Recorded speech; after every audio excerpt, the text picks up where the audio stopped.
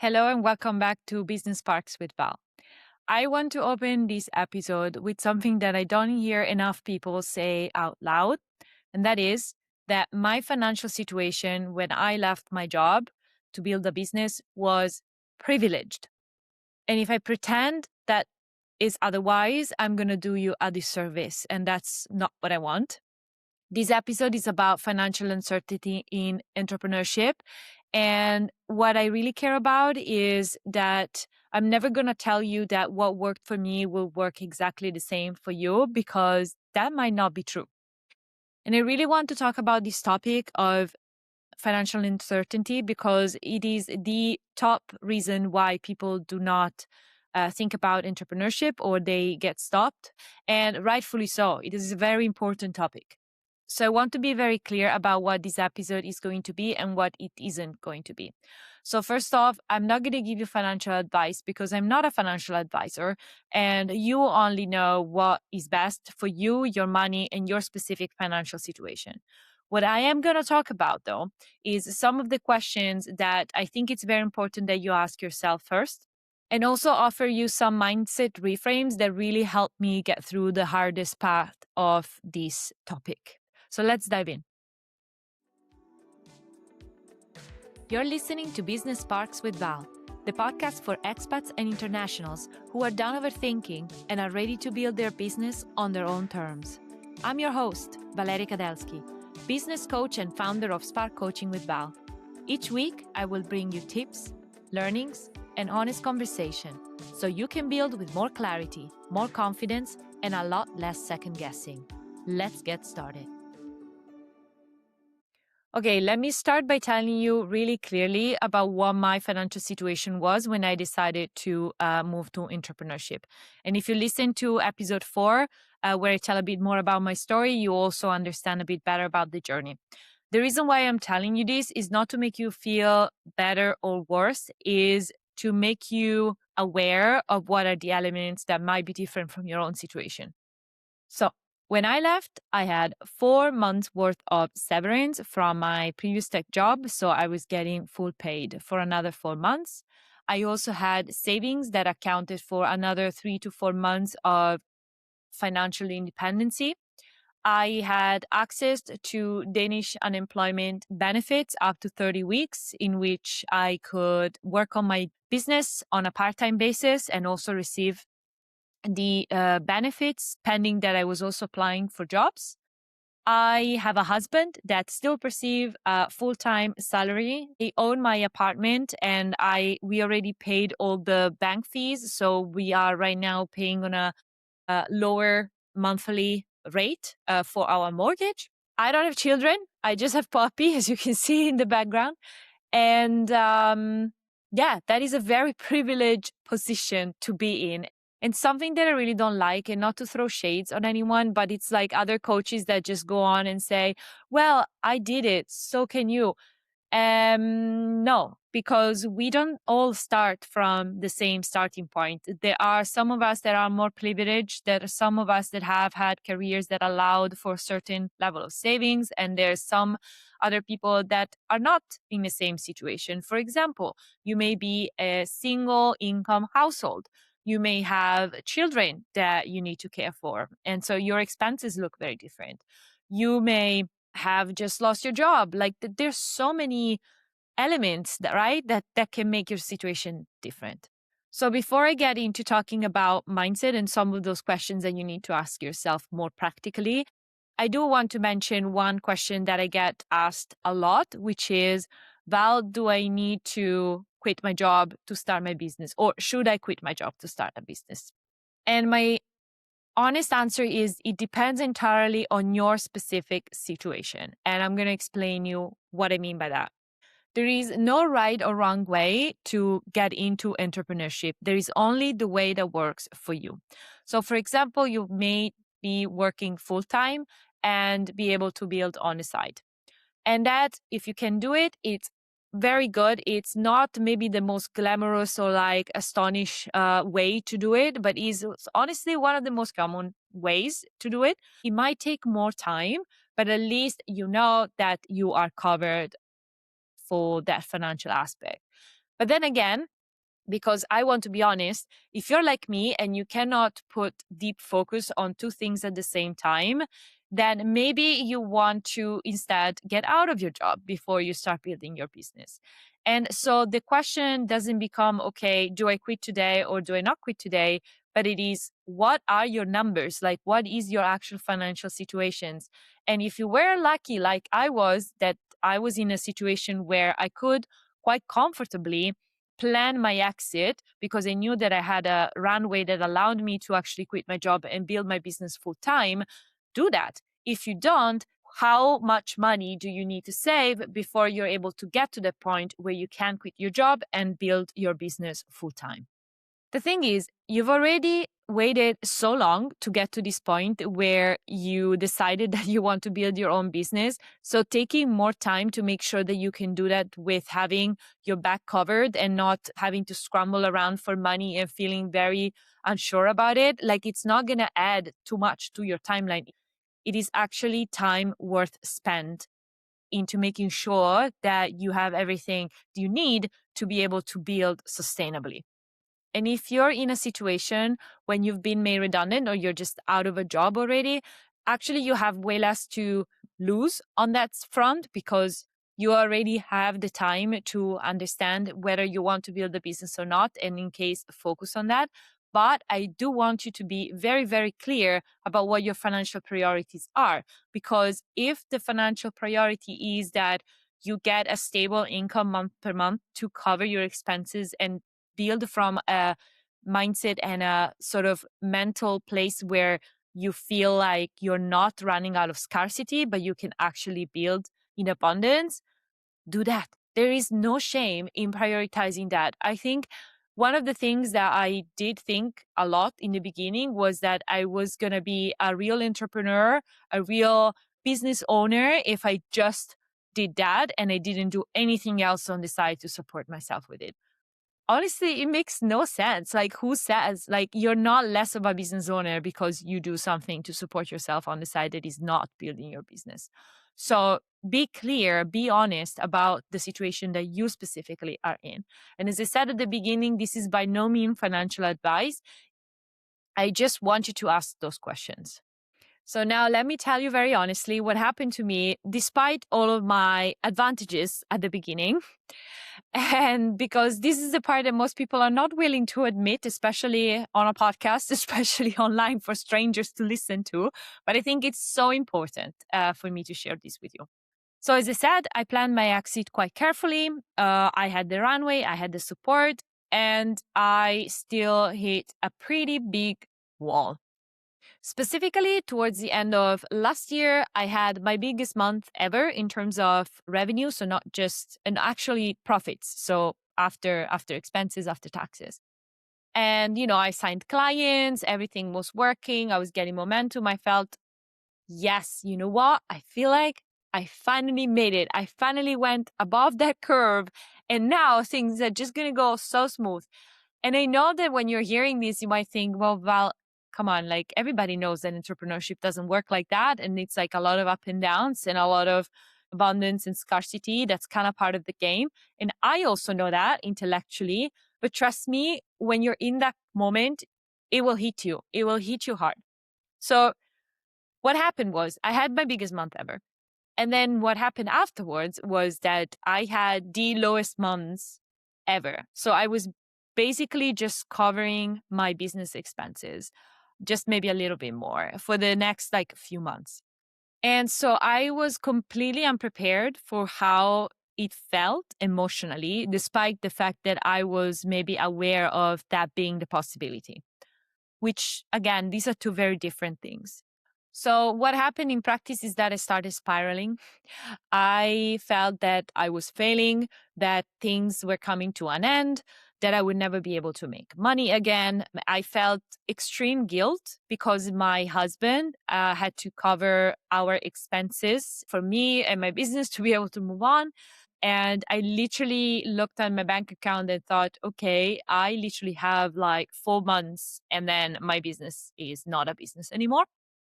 And especially the part around my husband contributing to our expenses made me feel particularly shameful because I've always been someone that has contributed 50-50 into the household expenses. That's why we could afford to buy an apartment. That's how we've been able to go on holidays and so on. And so all of a sudden, for me not to be able to do that felt extremely hard to accept. And the worst part of all of this is not necessarily the financial aspect, which of course is bad enough, but it's the vicious cycle that followed after. Because, of course, the less money that I got, the less confidence that I had in making more money. Then what happened was that I kind of retired a little bit in myself. I closed up. I did not show up in the way that I needed to. So I didn't ask for the sale. I didn't have those conversations. And that also brought less money, that brought less confidence, less sales, and so on and so on. Right. And so again, next moment, I know it's deep winter in Denmark. I am spiraling big time. So eventually I caught myself in this spiral and I decided that that was it and that I needed to do something different. So this is what I did. So first of all was I made peace with the situation. I accepted that I wasn't making money in that moment because I think that for a while I was in a sort of denial phase where I knew that I wasn't making money as before, but I just couldn't believe it. I didn't want to believe it because I thought, oh my God, this is impossible because I'm not doing anything different than before. So why is this not working? So that was the first thing that I needed to do to realize that that was happening. The second part, and that is very important, was to be able to accept help. To be able to accept that my husband actually wanted to support me through this. I didn't even ask him, he offered. And because of that guilt, I wasn't able to accept his help. And eventually, I decided that that was okay. I decided that I didn't have to struggle through it by myself, that there is a reason why we're married. And it's not just financially, but because he loves me and I love him. And I would do exactly the same for him. And especially the part that I knew I had made money before. And so I believed that I could make money again, that this was just a temporary patch and that I could give it back once I was able to do so. So that was the second thing, to be able to not just accept the situation, but also accept that I need help to go through it. And the third part, which was very hard, was to work on it. So, of course, I wasn't in a very good mental state at that point. But nonetheless, I decided I wanted to start working on it because it makes no difference to just stay in the loop. And so I started to sign up to sales coaches masterclass to learn as much as I could from people that did that better than me. I started to have small conversations. I started to put myself out there in smaller terms, like as much as I could handle.